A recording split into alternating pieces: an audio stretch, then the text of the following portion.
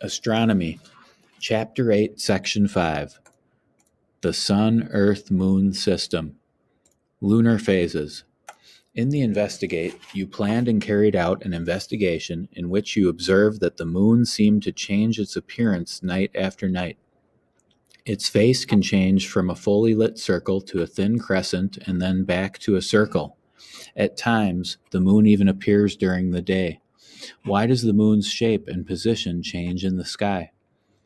In the Investigate, you used a model to demonstrate the motions of Earth, the moon, and the sun. You used a ball as a model of the moon, a light to represent the sun, and your head to represent Earth. This model helped you understand and explain why the moon appears to change its shape nightly. Models are very important when trying to understand our solar system and the universe because the scales of real-life objects are too big and too distant to test directly. As you have learned throughout EarthCom, all models have limitations. They are not able to exactly replicate the real world. For example, although this model helped you to understand why the moon's shape appears to change, there is nothing in the model of the moon and Earth that you used that could help you understand the effect of the moon on tides. Generally, scientists use models to investigate things that are too big, too distant, too small, too unwieldy, or too unsafe to observe or test directly. As you experienced with your lunar phases model, the model needs to be similar to the real world in ways that are important for what the scientist is investigating. Remember that every model has both strengths and weaknesses. In the last section, you read that Earth rotates about its axis and orbits the sun. In much the same way, the moon rotates about its axis and orbits Earth.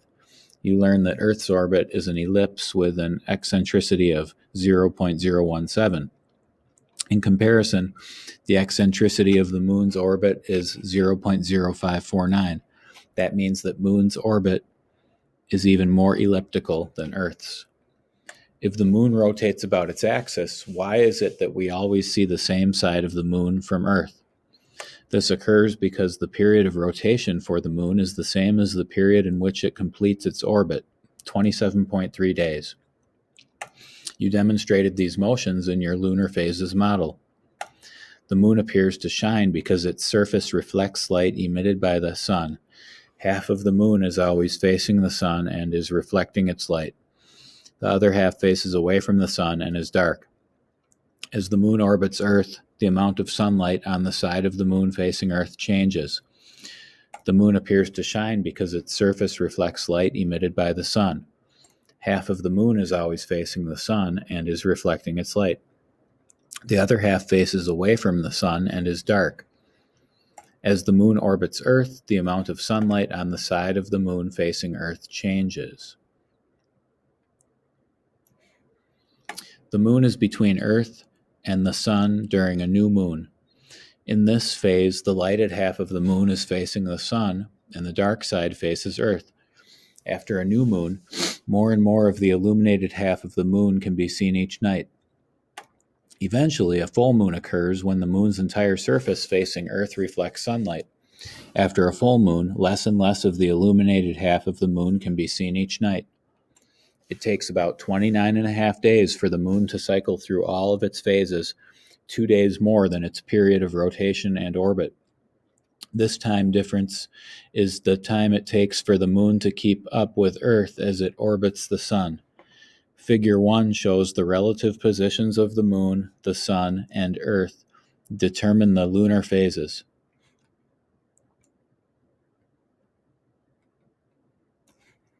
Newton's laws. In the last section, you examined the 3 laws of planetary motion developed by Kepler. These laws describe the correct shape of the orbit of a planet. They also apply to the orbit of the moon around Earth. Kepler's laws do not, however, account for why the planets and the moon stay in orbit. It was the work of the English scientist Isaac Newton that proposed the law of gravitation and 3 laws of motion. These laws describe the way objects move. Newton's ideas about motion have been tested many times and apply to objects on Earth and in space, including the planets and the moon. The law of gravitation states that every mass exerts a force of attraction on every other mass. It also states that the strength of that force is proportional to the masses and inversely proportional to the distance between them. In other words, Newton reasoned that a force called gravity attracts all objects toward each other. The force of gravity between two objects becomes weaker as the objects get farther apart. Also, the less the mass of the objects, the weaker the gravitational force. According to this law, Earth keeps pulling the moon toward it with gravity, in the same way the sun's gravity pulls on the planets. According to the law of gravitation, the moon should come crashing into Earth. By the same reason, the planets should come crashing into the sun. So why does this not happen? The reason is given by Newton's first law of motion. It states that an object at rest will remain at rest, and an object in motion will remain in motion at a constant velocity unless or until outside forces act upon it. This means that an object will move forever. This means, where were we? According to the law of gravitation, the moon should come crashing into Earth. By the same reason, the planets should come crashing into the sun. So why does this not happen? The reason is given by Newton's first law of motion.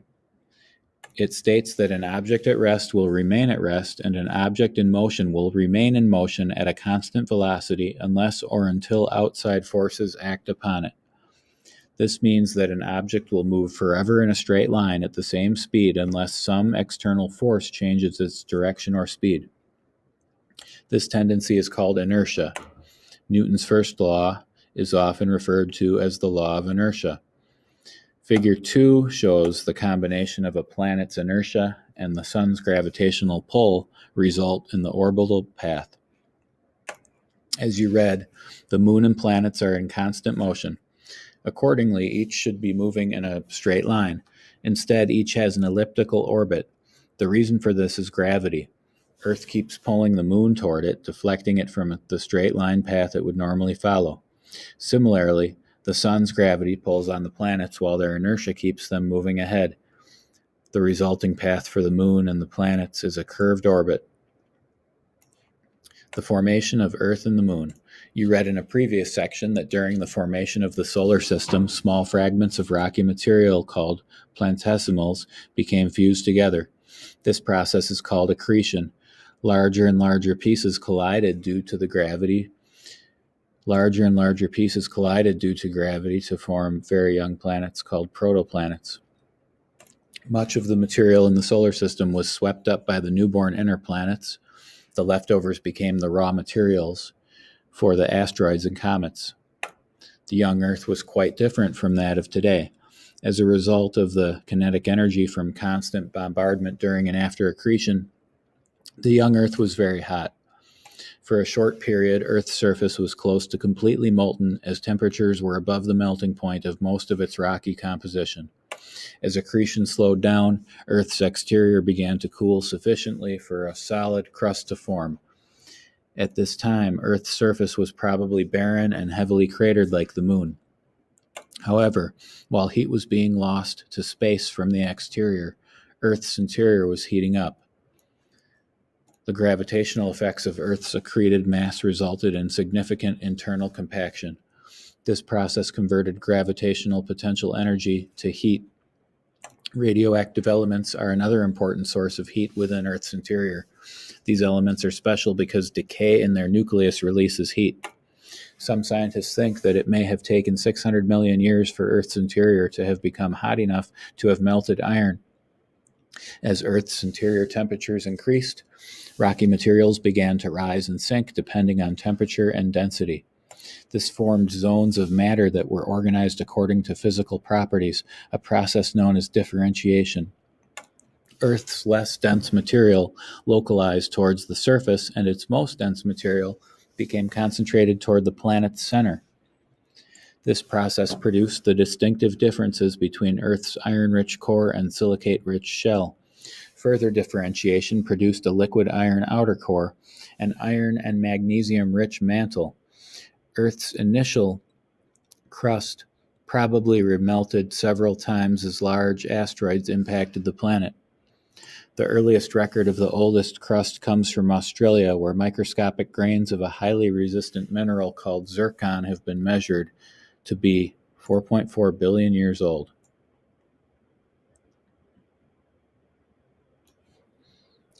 This was how Earth was formed and existed during its early years.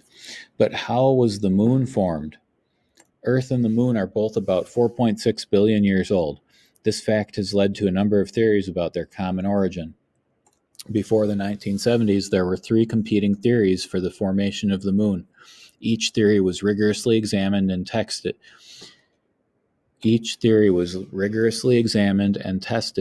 And flaws were found with each one. Figure 3. The moon is the only natural satellite of Earth. The fission theory stated that early in the history of the solar system, a rapidly spinning Earth cast off the moon from its outer layers. The present Pacific Ocean basin was suggested to be the site from which the moon came. A problem found with this theory was that the splitting away of the moon would have required an extremely fast rotation of Earth. Such a rapid rotation would have affected the formation of rocks on Earth. However, no such evidence has been identified. Also, the moon would have formed on the same plane that Earth rotates on, which is not the case. Another theory called the simultaneous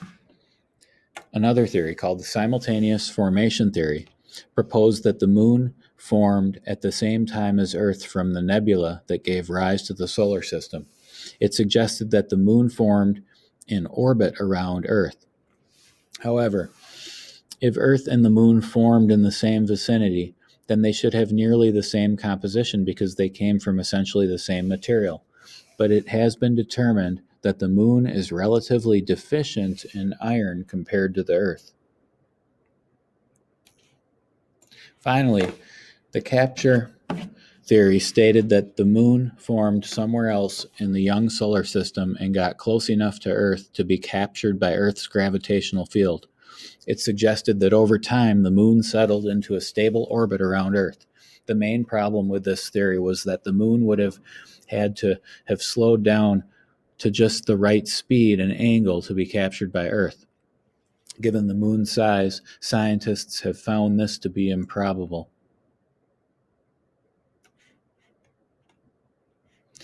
In the 1970s, the giant impact theory was proposed and has become the most widely accepted theory for the formation of the moon. According to this theory, an object the size of Mars collided with and probably shattered the early Earth. The remnants of this titanic collision formed a ring of debris around what was left of Earth. Eventually, this material accreted into a giant satellite, which became the moon. The formation of an Earth-Moon system after such a collision is not a simple process. In computer simulations, the moon sometimes gets thrown off as a separate planet or collides with Earth and is destroyed. Figure 4 shows impact craters on the moon.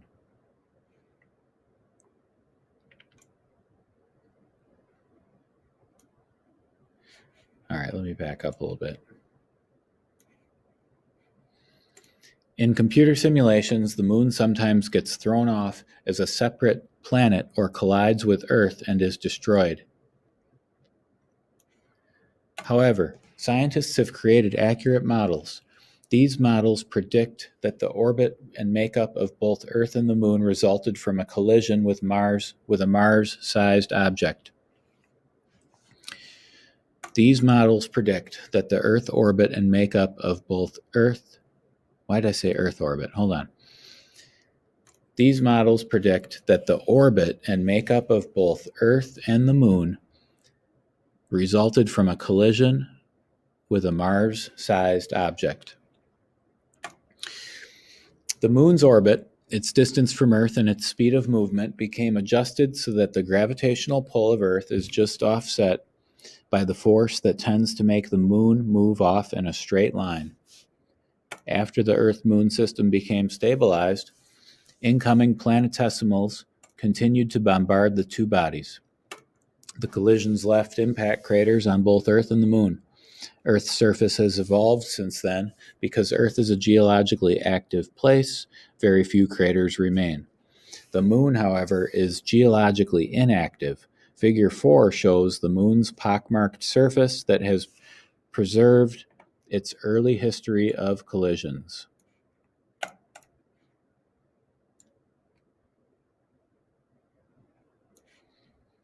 Tides. In Part C of the Investigate, you analyzed data to determine the relationship between the Moon and the tides. The gravitational pull between Earth and the Moon is strong. This force actually stretches the solid Earth about 20 centimeters along the Earth-Moon line. This stretching is called the Earth tide. The water in the oceans is stretched in the same way. The stretching effect in the oceans is greater than in the solid Earth because water flows more easily than the rock in Earth's interior. These bulges in the oceans, called the ocean tide, are what create the high and low tides. It will probably seem strange to you that there are two bulges, one pointing toward the Moon and the other away from the Moon. If the tides are caused by the pull of the Moon, why is there not just one bulge pointing towards the Moon? The explanation is not simple. If you are curious, you can pursue it further in the inquiring further of this section. Figure 5 shows that diagrams of the tides. Figure 5 is a diagram of the tides. Diagram A illustrates how the ocean surface would behave without the Moon and the Sun, no tides. Diagram B illustrates that in the presence of the Moon and Sun, shorelines away from the poles experience 2 high tides and 2 low tides per day. All right. As Earth rotates through a 24-hour day, shorelines experience 2 high tides.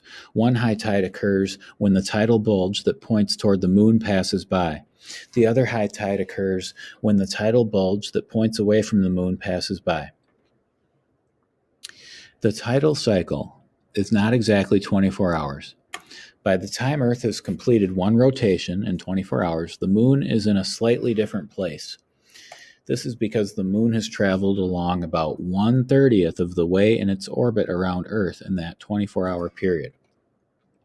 That is why the Moon rises and sets about 50 minutes later each day. It is also the reason why high and low tides are about 50 minutes later each day. Because there are 2 high tides each day, each high tide is about 25 minutes later than the previous one. Let me scroll down a little bit.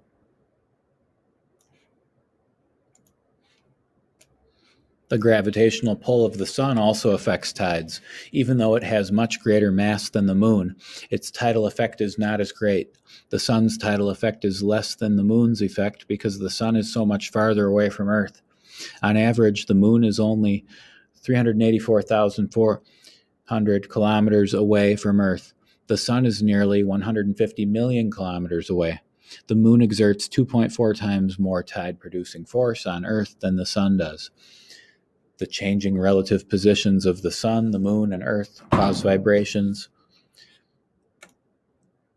The changing relative positions of the Sun, the Moon, and Earth cause variations in high and low tides.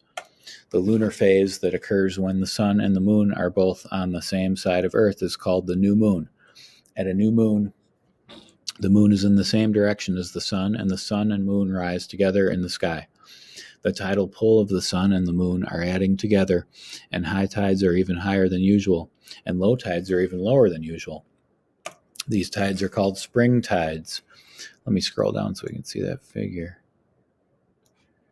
See figure 6a. So figure 6a and figure 6b. Diagrams illustrating spring and neap tides.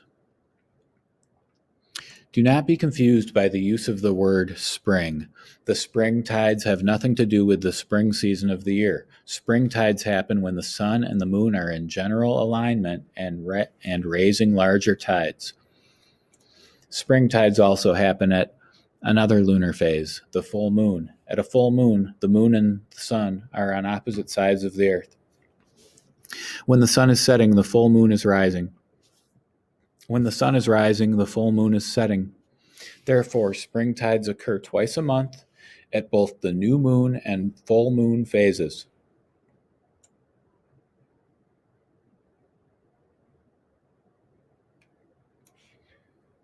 When the line between the earth and the sun makes a right angle with the line from the earth to the moon, their tidal effects tend to counteract one another. This is shown in figure 6b. Let me scroll up a little bit so we can see that. This is shown in figure 6b. All right.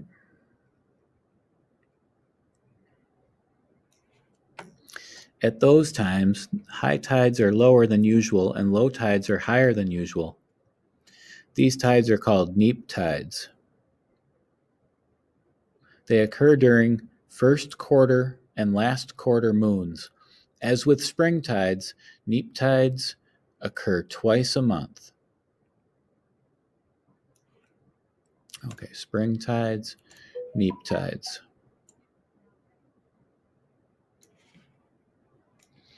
The tide is like a kind of ocean wave. The high and low tides travel around Earth once every tidal cycle, that is, twice per day. This wave lags behind Earth's rotation because it is forced by the moon to travel faster than it would if it was free to move on its own. That is why the time of high tide generally does not coincide with the time that the moon is directly overhead.